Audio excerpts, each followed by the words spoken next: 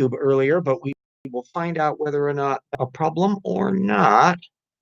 Let me flip over here to my show.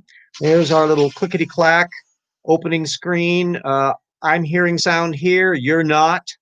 That was always been the problem with YouTube. Oh, well, such is life.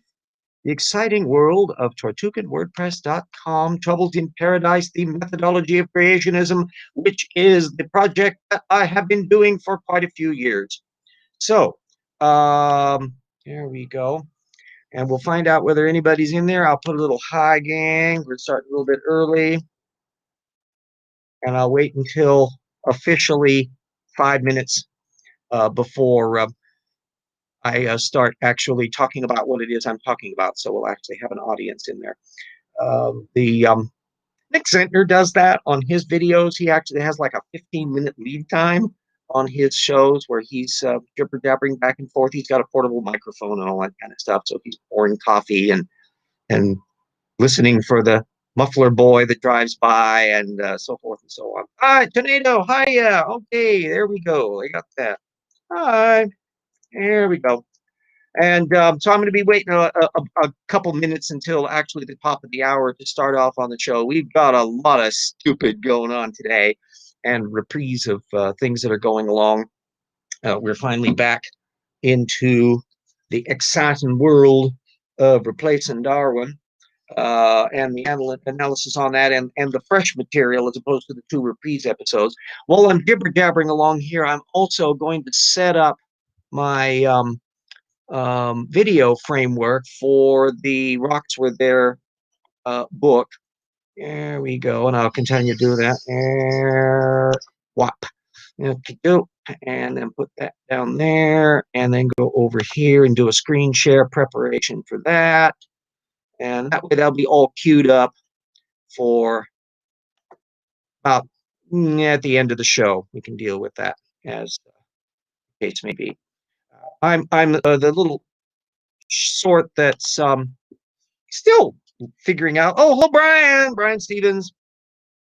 Got a couple more people in here. We're almost down to the edge of the wire.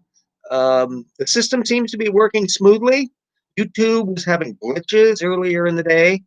I'm still not exactly doing headstands over the picture quality, but yeah, such is life. And oh yeah, got a tropical storm by the name of whatever the hell that is in there. There should be. There we go. Got a tropical storm by the name of Yoda, roaring into Florida.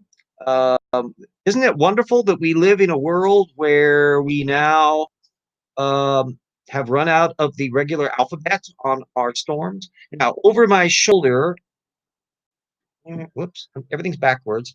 There we go. My upper part of my coif is pointing to the Paralogs of Phileas Fogg, and down here by my mouth, you can see over my shoulder, the Rocks Were There and Evolution Slam Dunk. It is holiday time, gift-giving thing, hint, hint, nudge, nudge, that if you have people who like fiction or nonfiction, either way, any of those 3 books are potentially useful. I'm busy at night also working on the second of the Paralogs of Fog novel. My brain is now wondering about where does one learn the details of chemistry in 19th century Britain? I've been researching people who had done theses on this and all that to kind of flesh out the characterizations of people that are knocking around in the novel. That's how I work all that things. So on the Paralogs, you'd be getting history, science fiction, mystery, all mushed together in a delightful package and sharp, witty repartee, etc., etc. So 6:59, I think we're ready to rip on here, and the actual show can begin. I got things prepped up, and we put our little clickety-clack opening on there. Replacing Darwin, Nathaniel Jeanson is a young Earth creationist who is one of the very narrow group of creationists with full-blown PhDs that weren't got from Loma Linda University or Patriot University in the case of Cantovin. And they have a bit of credibility, at least certainly for their creationist followers, but they're attempting to verify the Noah's Ark model of reality. And we get an amazing evasion of that in this particular book. I've been constructing a reference bibliography, which the book does not have, to find out what's in it and what isn't. And that way, anybody that comes up in future times that want to make use of it, just as Erica did with Roop and Sanford, I lobbed the reference material that I'd compiled for that speeds up the process of evaluating that. So here we are, just slamming into chapter 4, where it's the biogeography chapter. And this one has popped up already in Dan Stern Cardinale's analyses and EvoGrad with the big takedown of that. And biogeography is, of course, the whole point of where animals live. And animals in the past may not live where they do now. And the animals that lived in the past may not be quite what we're used to now because there's been that evolution thing going on. So biogeography as a discipline was noticed right off the bat by Darwin and Wallace in the 19th century and has been a critical element of evolutionary thinking ever since. That in order to understand why particular animals are in particular spots, you need to know their evolutionary history operating over the spatial relationship of things. And the farther back you go in time, the physical land is different. Continent distributions are different. Land bridges exist or not. And so recognizing why critters are showing up where they are or not is a test of how viable a model is. And anybody that is familiar with biogeography knows how little of it gets discussed by creationists.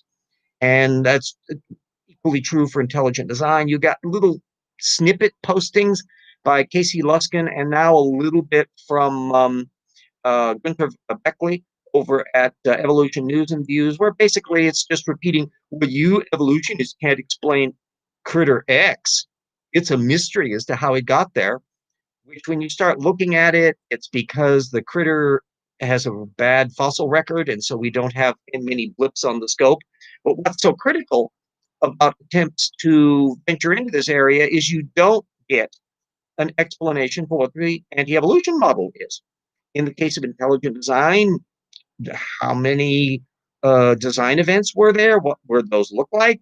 Are they with existing organisms, or do you have Zot, a field of wildebeests popping up out of nowhere, or critters in the sea, complete with their parasites and the like? They don't venture that far, and Jeanson doesn't venture that far. So at the moment, he's teasing us in this chapter with some references to the distribution of certain animals, and he starts off with stuff on the horses, which is a really bad thing to deal with. Now that I'm back on my regular channel, when the show is over, I'll be putting the links into all the various papers that we're dealing with here. Remember, my standard procedure is, oh, hi, Zmorph. The standard procedure is that it's got to be open access so that you aren't bumping into an abstract where, well, that tells you something. No, you've got to be able to read the whole bloody paper. And that way you can decide for yourself if you feel like going down the rabbit hole and investigating it. So Jeanson brought up the zebras, citing a 2015 paper by Larison, which shows the species distribution range differing from the chart that Jeanson tries to show, that they don't even match up between the version that Jeanson is showing and the technical paper he just cited. Also a 2016 paper by Mellon from PLOS one that will be relevant to this sort of thing. Neither of those papers are, I'm reading over on my TV screens of my other computer here, if you're wondering why I'm suddenly getting very out. Of course, the people who don't like the reflection of the lights in my glasses are probably happy at that anyway. Neither of those papers are about the origins of zebras per se, but rather to the adaptive value, if any, of their distinctive stripes. So the question now is Jeanson ever going to come to that? Is he going to discuss why they have the stripes they do, why they have the distribution they do? From what I've looked through and seen from other criticism and glanced through the book, no, he's not going to do that.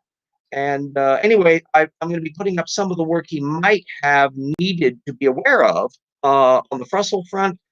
We've got a 2009 paper on equid DNA phylogenies. We've got a 2006 paper on fossil equids by Eisenman.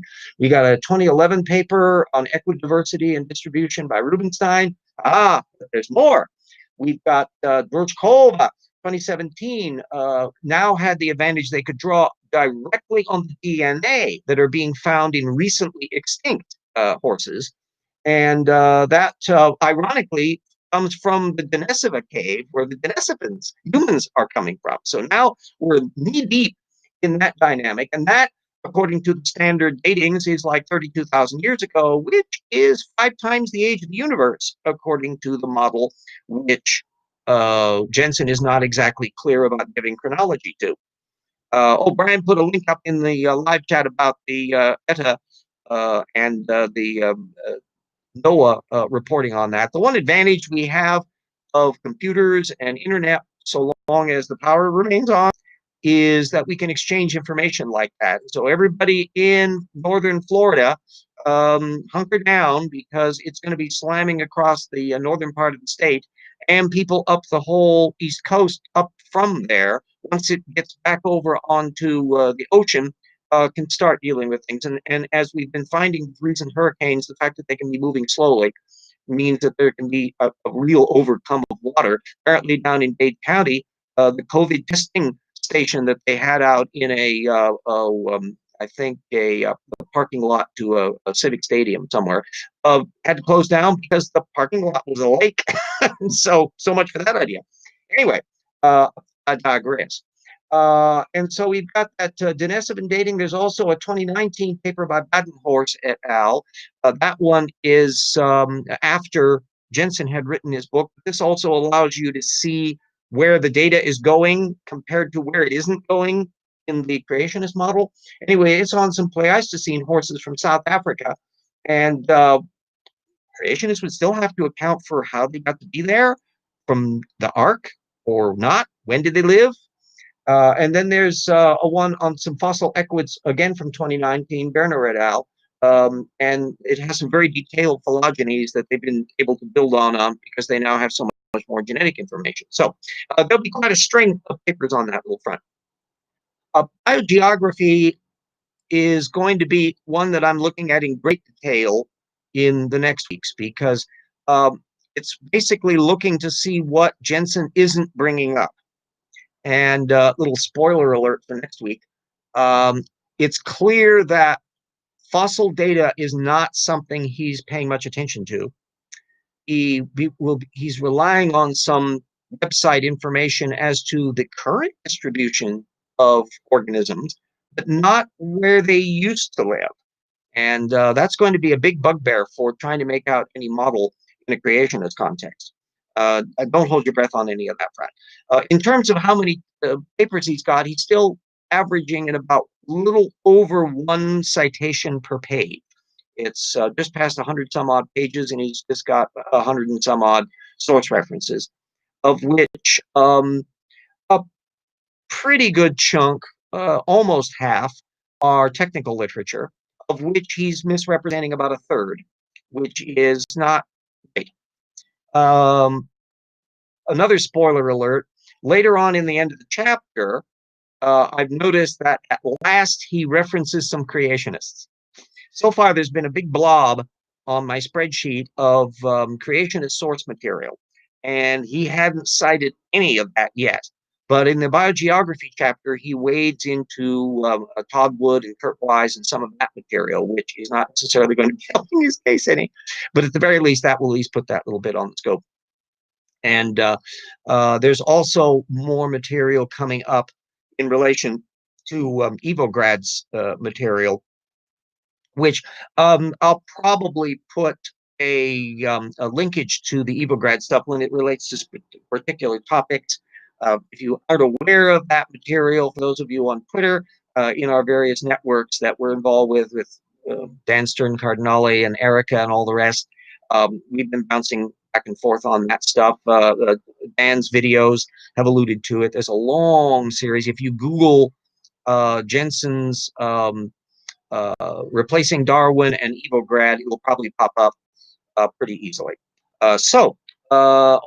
I think we are, oops, I'm not sure exactly what's showing up on the screen on there. I better figure out, we'll go with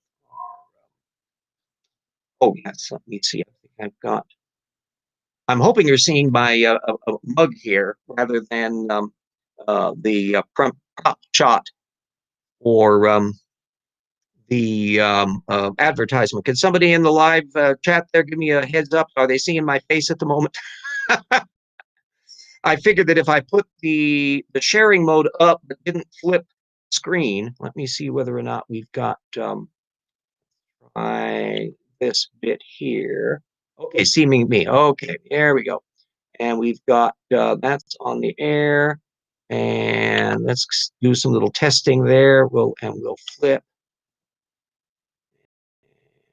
Okay, so we'll there we go. There we go. So down in the little corner will be the advertisement that will be popping up. Peter's cute little thing, again with no sound. It has a jaunty score, but unfortunately you'll just be hearing my blurb on it. Thank you, Brian, for letting me know on that.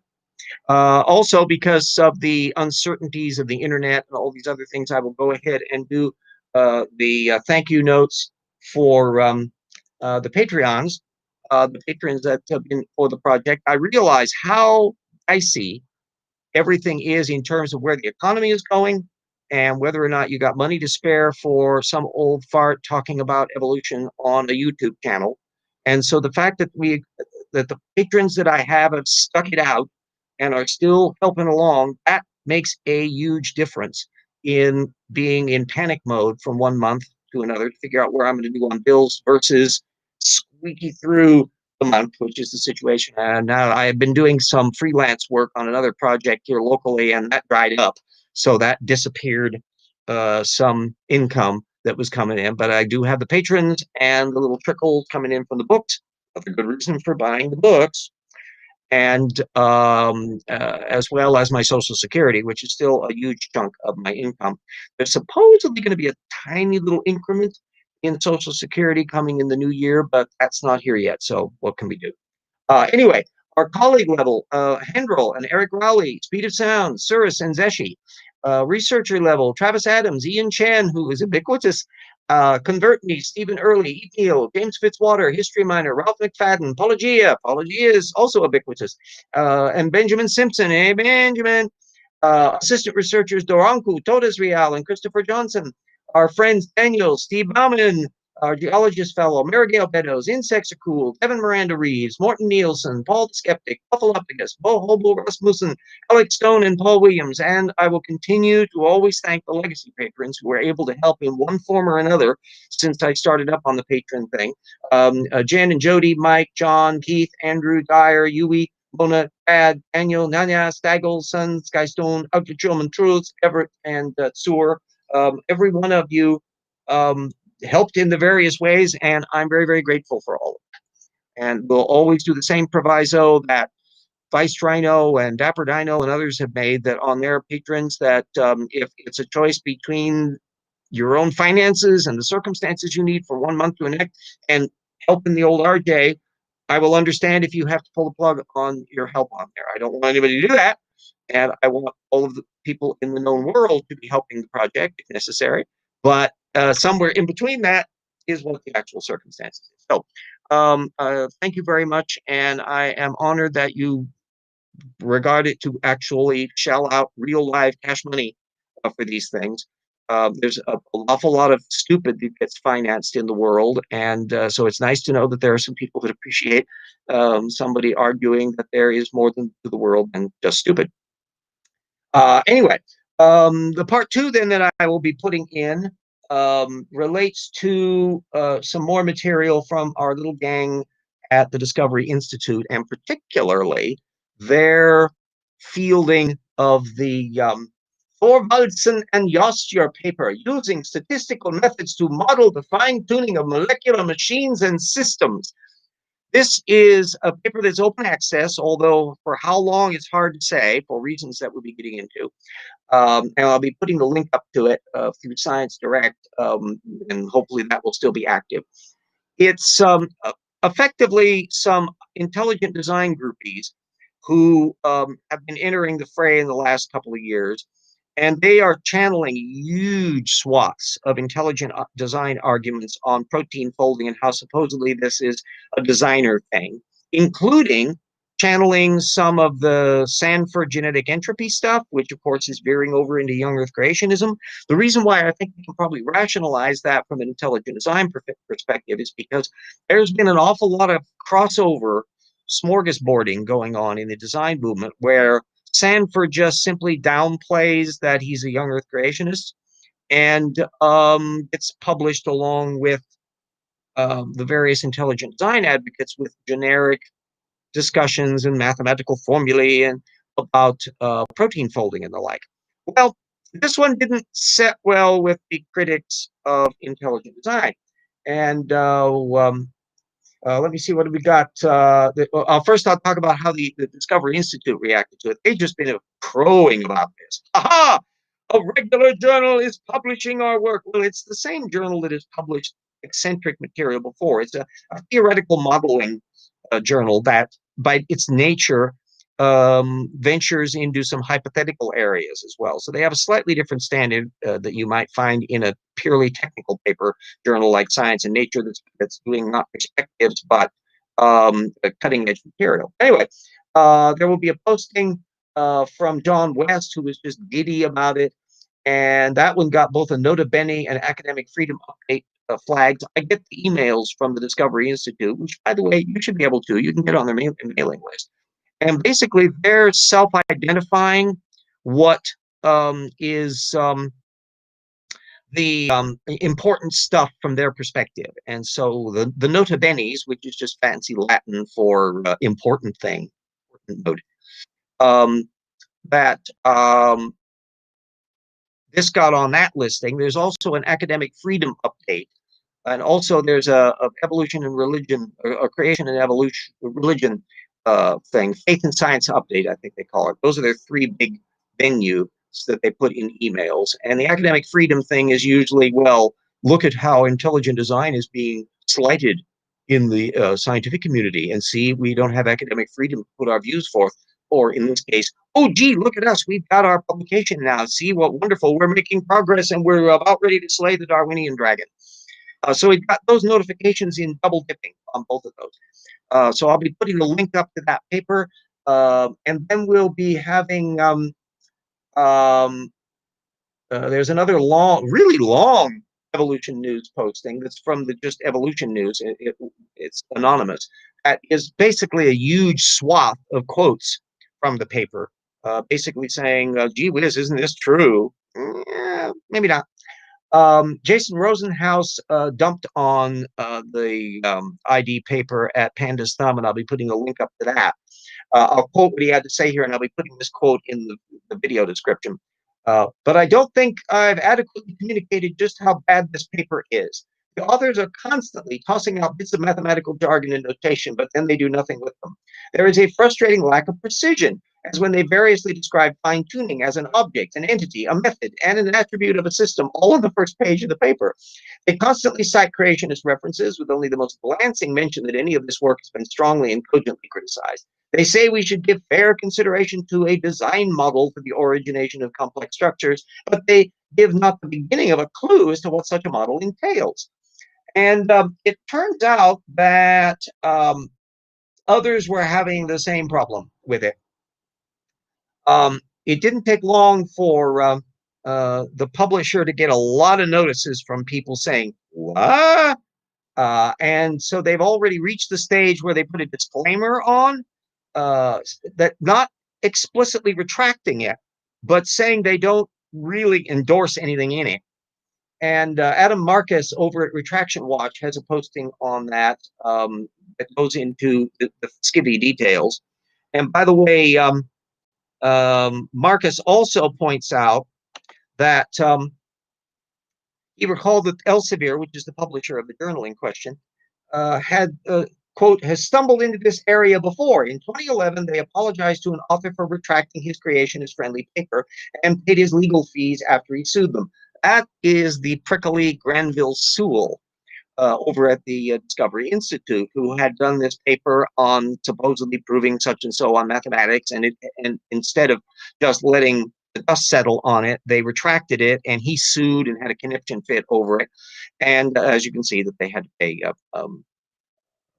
fees on it. So this would explain why they're treading very, very carefully here with more of the charmingly litigious branch at the Discovery Institute. I personally don't like the idea of papers disappearing from the field in this area. I'm much happier that they're out there so people can look at them and source check them and check the documentation and see what's the heck's going on and see whether anybody makes use of them in time proceeding on it or not. So, all of that stuff will be in the frame. Oh, hi, Lisa. Hello. It's nice to know we got some people floating around in here in the show. I don't know how.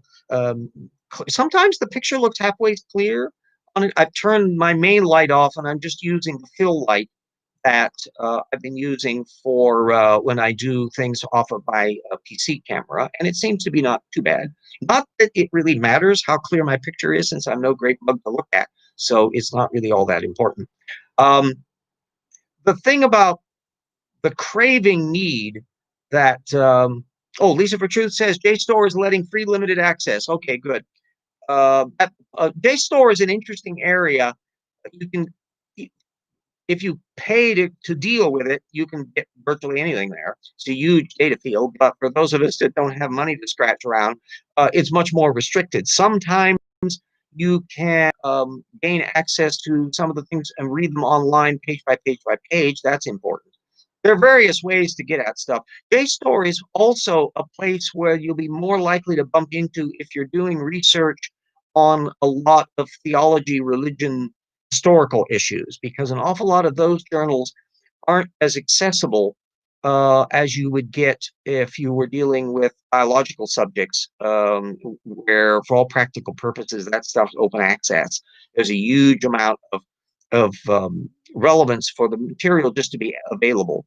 And it's the difference between proceedings in the National Academy of Sciences, where everything is freebie after a year, versus Science and Nature, which to this day requires a subscription, although selected articles of which can be available open access. And there's a variety of areas. So for anybody that's in the scholarly trail biz, don't be discouraged if you bump into one locked door, and don't be thrown off by the inability to get a paper right off the bat. Hunt around, Google the title of the paper. That's always important, or at least the core version of the paper, not necessarily what's past the semicolon, if it's got one of those, or colon.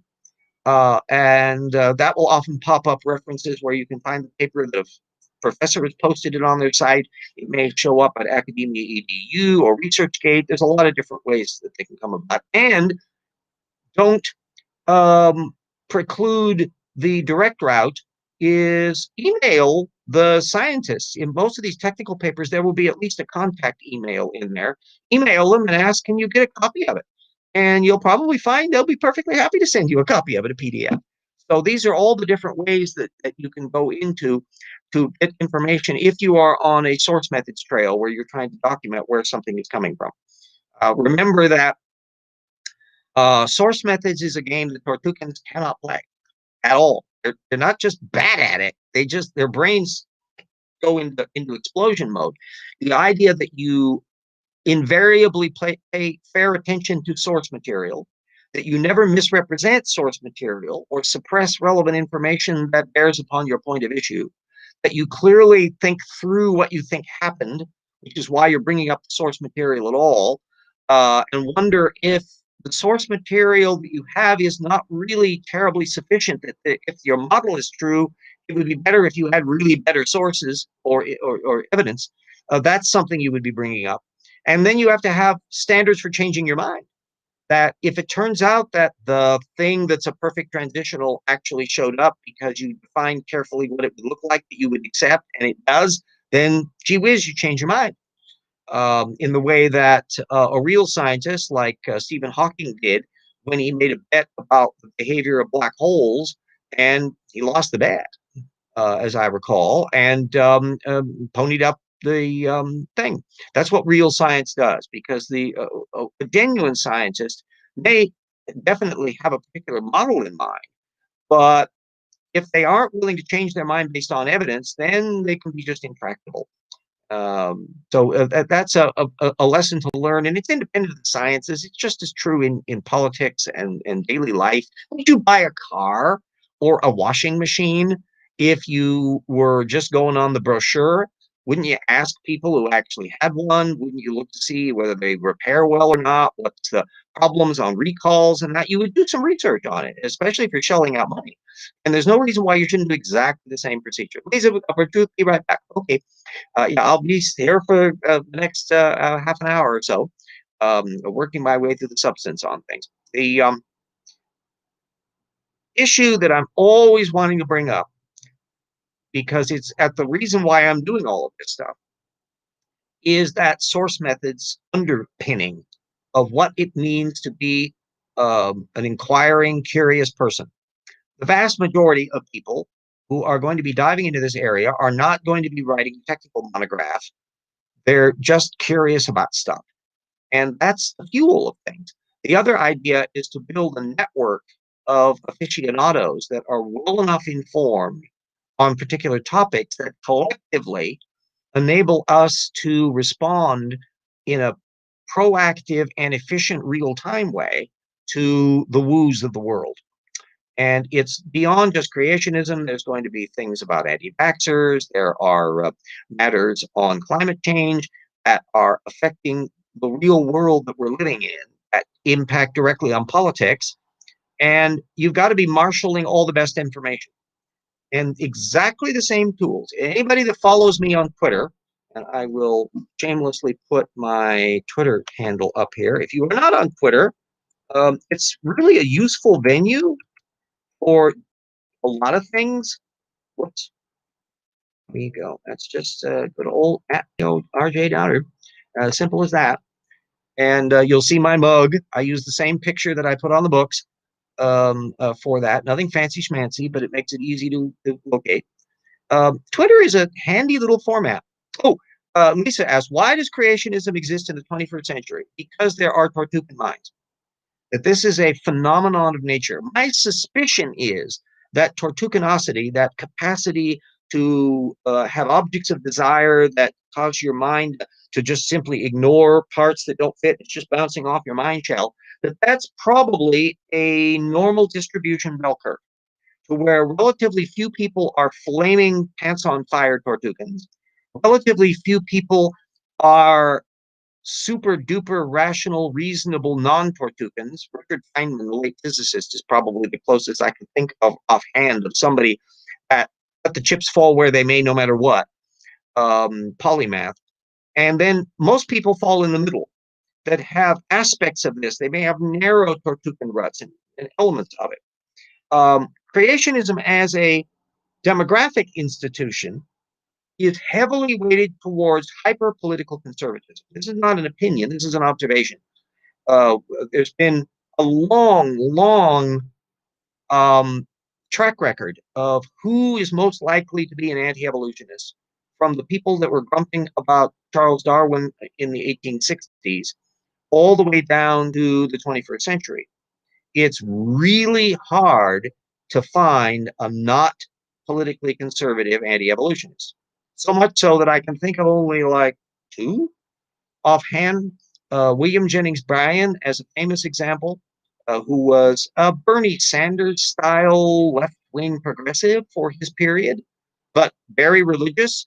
So that was the critical element there. It's not merely the political conservatism, it's that religious dynamic. And occasionally you can have some exceptions to the political conservatism, but you will definitely have that religion element in it.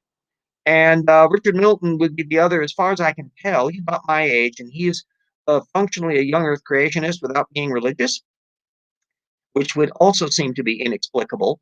But boy, does he manifest every trait of the bad method Tortugan. He relies on secondary sources that he never fact checks. He's making rudimentary mathematical mistakes. He's overconfident as all get out, and you can never figure out what the hell he thinks happens, other than he doesn't like the idea that the Earth is really old. And that's about as far as I go. There's a big section in Dynamania in particular, which I will type that little word in there for those at my website, and I always put the link to that stuff in the course video description of all of my videos. Go to tortuganwordpress.com and you can download the Dynamania chapter. That was the one that I did on young Earth creationism, and this was written about 2003, 2004. And it still holds up very nicely, I think. There's been more to it. So some of the material that has now ended up in Evolution Slam Dunk and the Rocks Were There, and in future books, fleshes it out even more. But the dynamic doesn't change. Hello to Titan Uranus, which is a pun if I've ever heard one. You can say a bit about yourself if you wish in the live stream to introduce. The name doesn't ring a bell as to what your position is, up or down, on evolution or creationism. Anyway, that social network, if you want to see the mindset and the demographic of an average creationist, check out Tony Perkins, and I'll type that into the live stream too. Tony Perkins. He's with the Family Research Council. Perkins. With the Family Research Council, also the, I think it's Council for National Policy, which is a secretive little group that is knee-deep in furthering hyper-conservative politics. And it links up with the Federalist Society and the court appointments that Mr. Trump and Mitch McConnell have been putting on the courts these last few years. There's a direct connection on that front. Perkins is a young Earth creationist, thinks that Ken Ham's Creation Museum is just swell science. Hyper-conservative, he's got postings, I get his emails all the time. And my Tortugan alert would be going off full steam with Perkins. His worldview and demographic and the political connections he has at his various conferences he does, and the political statements that they issue. They put out voter pamphlets and the like, and it's primarily obsessive about abortion issues and to some extent gender issues. They're very much opposed to a gay, lesbian marriage and anybody that supports that, which makes Trump's tiny group of gay atheists for Trump weirdly ironic. They must not have looked too closely to see who the average Trump supporter is on this one. And oh, good, yes, pretty sure evolution is real, and not only that, but is demonstrably so. You can see the pieces of it. If anybody is expecting somebody to take a piece of rutabaga and put it into a laboratory and turn it into a human being in the course of any time, no, that's not evolution, and nobody should expect that.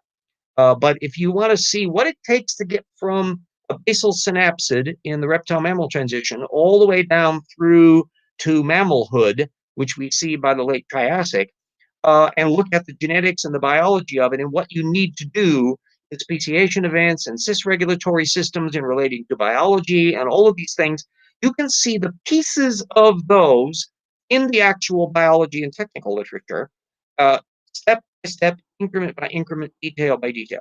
So it's just a conceptual of thinking that, heck, if you can walk one step and another step, if you have enough steps, can't you go a mile, 10, 30 miles, 100 miles?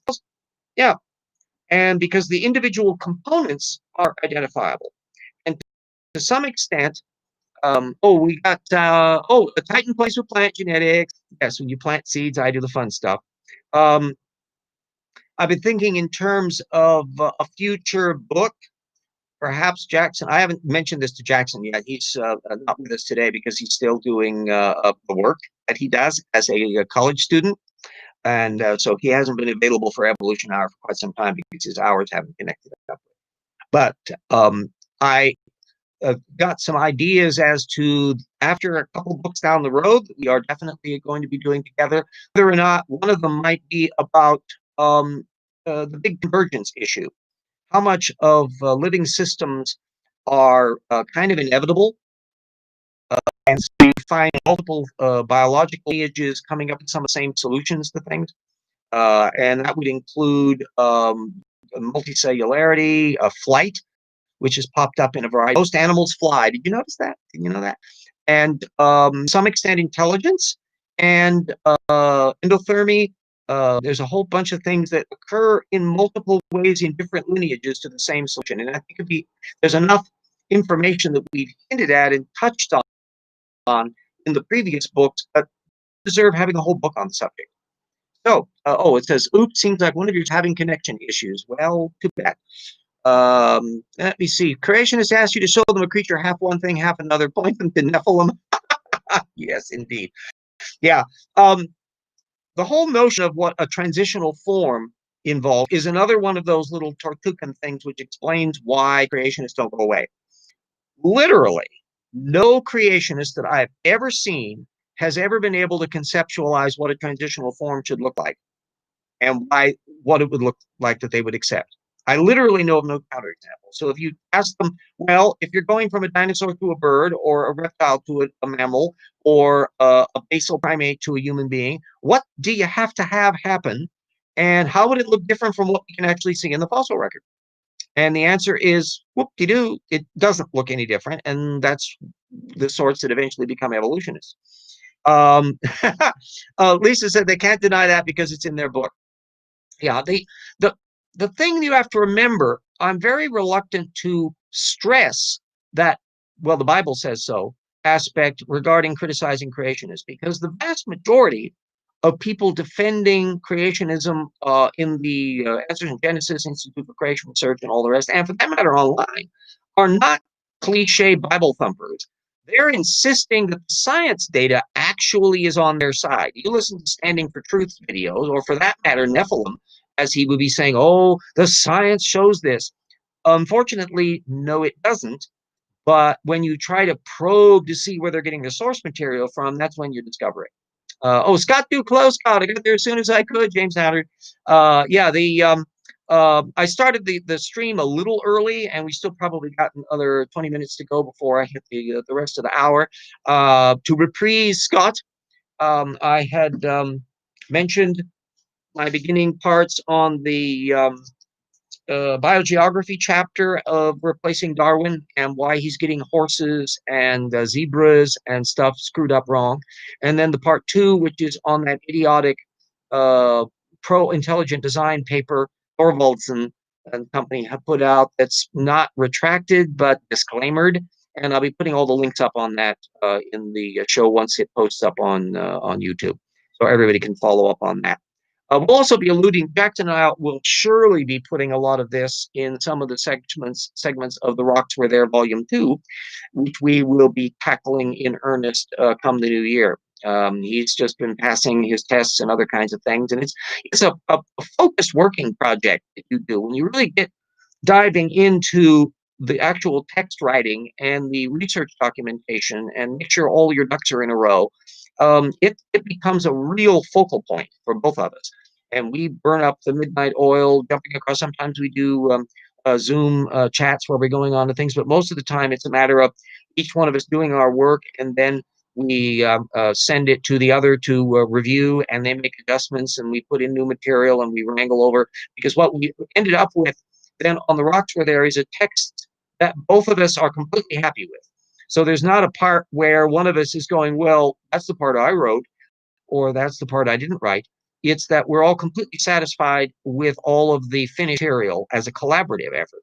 Then we're also sending it off to people to review on technical issues to make sure that everything is up to snuff on there. And occasional goofs can go along, but we're very happy the fact that, say, on the geology matter, Steve Bauman, who is a geologist, vetted all of our geology material in book 1, and you'll be doing it again on book 2, Buckaroo. And we were happy to find that even though neither Jackson and I are geologists, nonetheless, we weren't gumming anything up. There were a few minor details where we could explain things a little clearer or put in some additional examples. But overall, no, we got the thing right. And that's because we are damn careful. And we're also very, very curious about the science. We really want to get absolutely everything correct on there. Vesta says just playing catch up with RJ's video at 1.5 times speed. That could violate several countries' war crimes issues here. Trying to listen to me at 1.5 speed. I'm not sure that could be something you might want to deal with. And Zmorph says, not as often as most other mechanisms. Am I wrong? Seriously, I'm just guessing here. What do we got? Oh, not the most exciting mechanism, but genetic drift, followed by hybridization, followed by genetic drift again, does drive some of evolution. Yeah, I think of genetic drift as like a storage battery. And the same way with a lot of retrotransposons and others that are added into the mix. And they don't immediately have an effect, but they're storing up and generating variations and avenues of adaptation that might not kick in at all, or might kick in if the environment changes or an additional mutation comes along that suddenly activates it. And that's the matter of where you start looking at individual biological examples. You can look at particular physical features, the tissues.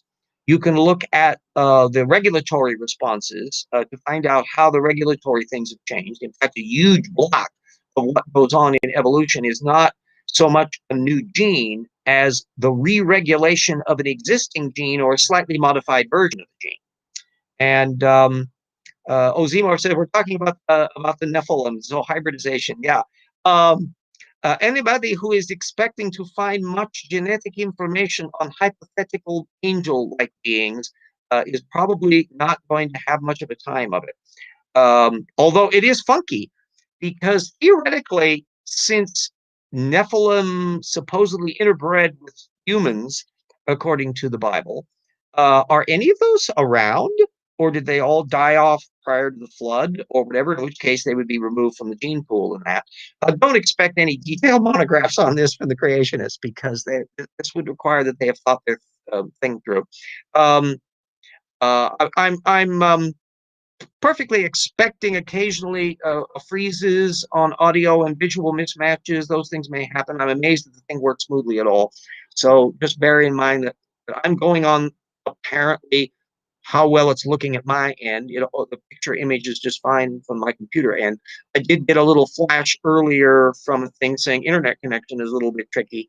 So that was probably the time when the audio thing would be glitching up. But yeah, happy Armistice Day, everybody. Yes, yes, Lisa, November 11th, which in many spaces in Europe is really intensely more, at least in earlier times. Britain literally ground to a halt and may still, where everybody goes out and stands and at 11:11, 11:11, at 11 o'clock, 11 in the morning, I think it is, when the armistice was physically signed. And it has a hollowed tradition on there because the First World War just decimated those countries in terms of death toll. And so they really stuck with it. And you can find that in a lot of fiction in the period. There's a Lord Peter Wimsey mystery, which, by the way, if you like mysteries, check out Lord Peter Wimsey. They're available on DVD. They were done in the 70s and 80s, most of the books. And they're absolutely marvelous stuff. But there's one of them that's in the 1920s where a plot point turns on the fact that everybody would have been out of the room because they would have been out commemorating November 11th. In Britain. I'm not sure if it's quite so intense in France and Germany and some of the other countries that all were affected on there, Austria and others, but definitely in Britain it has been. So where ours, we go out and lay a wreath and proceed accordingly.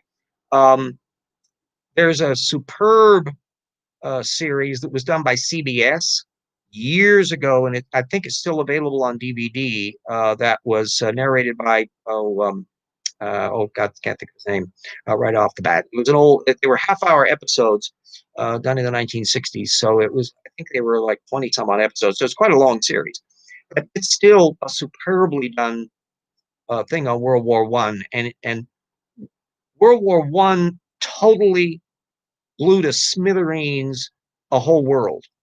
That the world of 1910 is radically different in so many ways from the world of 1920, in terms of the politics, in terms of social equality, in terms of what people ate, and the differences between classes. It's been reduced radically because of that leveling factor that occurred during the First World War. So, yes, Scott Duke says, yes, Dorothy L. Sayers, yes. She's marvelous. That's knee deep in my head. I'll digress a little bit because of the paralogs of Phileas Fogg up there. There we go. That I channel mystery and science fiction simultaneously in that series, and history as well. So there's a trifecta. And one of the great writers that I admire in the field, the two most important, are Agatha Christie and Dorothy L. Sayers.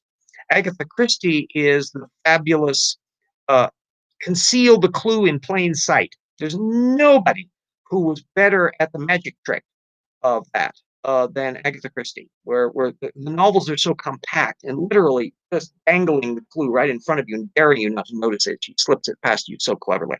Dorothy L. Sayers' novels are very different, that they don't really have that kind of a structure to them, and they are definitely cultural and psychological and sociological.